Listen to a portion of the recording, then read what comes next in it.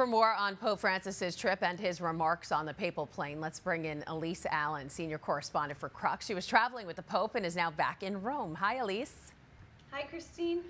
So, Elise, as we just mentioned, the trial for Cardinal Zen is set to begin in just a few days. You asked the Pope whether he sees this as a violation of religious freedom, but he didn't directly answer you.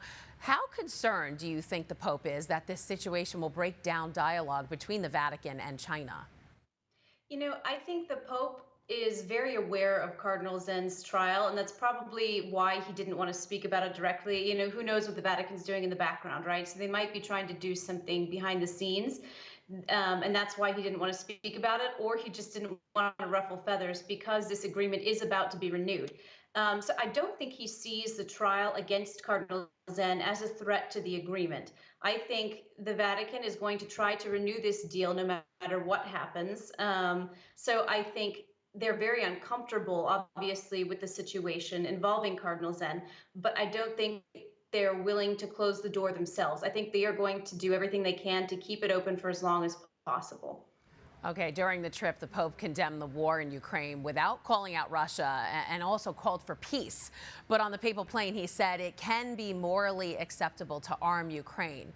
So after months of trying to stay, as neutral as possible, do you think the Pope is being more open about the war now? And if so, why? Well, I think going to Kazakhstan for him was very strategic. For a long time, the Pope has said that he wants to go to both Russia and Ukraine. And so I think Kazakhstan right now is the closest that he can actually get. It shares a 5,000-mile border with Russia, and it's just a stone's throw from Ukraine.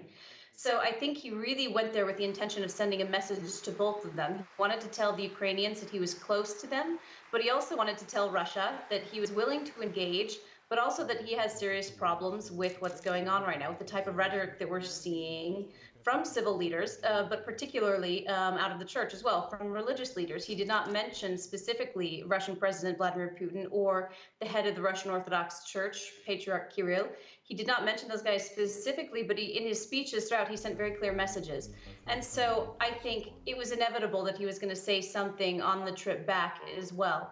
Trying to walk a very fine line still, but be as supportive as he can in the process. So the Pope recently said he wasn't going to travel to Ukraine because of his knee issues, but he did announce another trip on the plane. Do you think a trip to Ukraine will ever happen? I think that depends a lot on whether he's going to get an invitation from Russia. And that is the big question mark right now. I think the Pope would really like to go to Ukraine, but I don't think he would do that if he perceives that it will cause problems with Russia.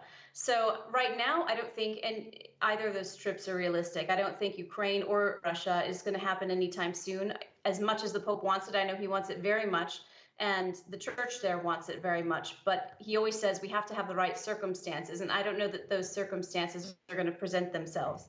Okay, and as far as this trip to Kazakhstan, what were the Pope's impressions of this country?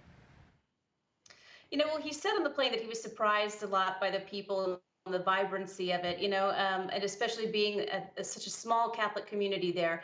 I think he was really impressed by that. He was there to attend a congress of leaders of world and traditional religions. It's been happening since 2003. And he really sees that as bringing people together to get on the same page about the need for peace.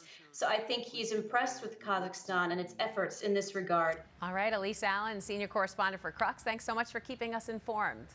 Thank you, Christine. Hi, I'm Christine Persichetti, anchor of Currents News. If you like what you saw, please hit the like button on this video. And if you want to see more content just like it, subscribe and click on the bell for notifications. Thanks for watching, because we are putting your faith in the news.